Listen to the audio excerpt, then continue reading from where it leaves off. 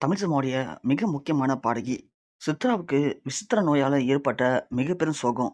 ஒட்டுமொத்த இந்திய சினிமா துறையுமே அதிர்ச்சியில் உள்ளாக்கியிருக்கு. மலையாள படங்கள்ல முதல்ல பாட்டு பாட ஆரம்பிச்சு, அதன் மூலியமா பிரபலமானவங்க நம்ப சின்ன கோயில் சித்ரா. இவங்க கேரளாவ சேர்ந்தவங்க. சின்ன வயசுலேருந்து இவங்களுக்கு இசை மேல அளவு கடந்த ஆர்வம் அதிகம். அதன் காரணமா சின்ன வயசுலயே இவங்க இசைய முறைப்படி கத்துருக்காங்க. அதன் பிறகு இயேசுதாஸுடைய உதவியோட தான் இவங்க மலையாள திரைப்படங்கள்ல பாட்டு பாட ஆரம்பிச்சாங்க. இவங்களுடைய ஆரம்பத்திலேயே இவங்க இளையராஜா கண்ல பட, ஸோ இவங்களுடைய வாய்ஸ் ரொம்ப அழகா இருக்கே அப்படின்னு இளையராஜா இவங்கள தமிழ்ல கொண்டு வந்து பாட வைக்க ஆசைப்பட்டாரு. அப்படி ஆசைப்பட்ட அவரு ரொம்ப கஷ்டப்பட்டு "பூவே பூச்சூடாவா" அப்படிங்கிற படத்துல சித்ரா பாடிய முதல் பாடல் "சின்ன குயில் பாடும் பாட்டு கேக்குதா". இந்த பாடல் பயங்கர ஒரு ஹிட் ஆனுச்சு. அதே சேம் டைம் இளையராஜா திரும்பவும் அவங்கள "நீதானா அந்த குயில்" அப்படிங்கிற படத்துல இடம்பெற்ற "பூஜைக்கேத்த பூவிது" பாடலையும் பாட வச்சாரு. இந்த 2 பாடலும் ஒரே நேரத்துல வெளியாகி பயங்கர ஒரு வெற்றி அடைஞ்சது. இதன் மூலியமா சித்ராவுக்கு "சின்ன குயில் சித்ரா" அப்படிங்கிற ஒரு பட்டப்பெயரும் கிடைச்சது. இந்த ஒரு முக்கியமான அடையாளத்தோட சித்ரா தமிழ் சினிமால ஏகப்பட்ட படங்கள்ல கமிட் ஆகி பாடவும் ஆரம்பிச்சாங்க.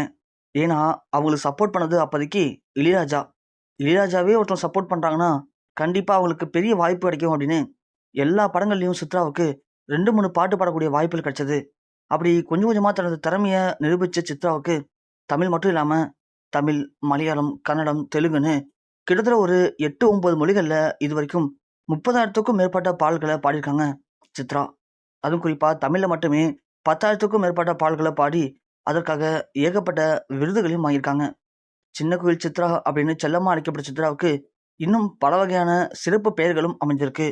இப்படி சித்ரா என்னதான் தன்னுடைய பாடல்கள் மூலியமா மக்கள் மத்தியில ஒரு அழிக்க முடியாத இடத்த பிடிச்சாலும், என்னதான் இந்த பாடல்கள் மூலியமா பல பேருடைய கஷ்டங்கள், சோகங்கள மறக்க வச்சாலும், அவங்களுடைய வாழ்க்கையிலும் சில சோகங்கள், கஷ்டங்கள் இன்றளவும் கூட மறக்க முடியாம அது உள்ளுக்குள்ள ஆறாத ரண வேதனையா இருந்திருக்கு. அது எல்லாமே சித்ராவுடைய உடல்நிலைய கொஞ்சம் கொஞ்சமா பாதிப்படையவும் செஞ்சிருக்கு. அதனால தான் சித்ரா சீக்கிரமாவே உடல்நலம் பாதிக்கப்பட்டு, இன்னைக்கு இப்படி ஒரு மோசமான நிலைமைக்கு தள்ளப்பட்டிருக்காங்களாம். சித்ரா வயசு இப்போ 65 ஆகப்போது.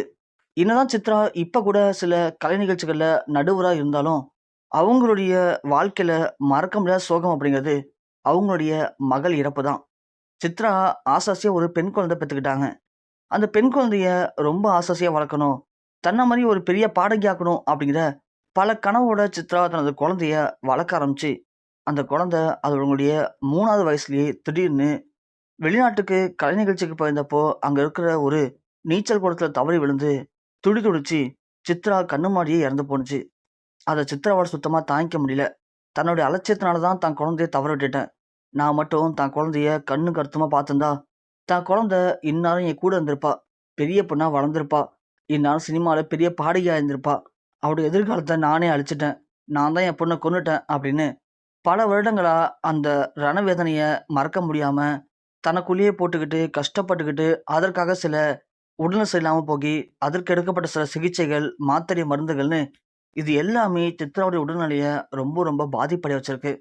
சொல்லப்போனா இது எல்லாமே சேர்ந்து சித்ராவுக்கு ஒரு சில விசித்திர நோய ஏற்படுத்தியிருக்கு.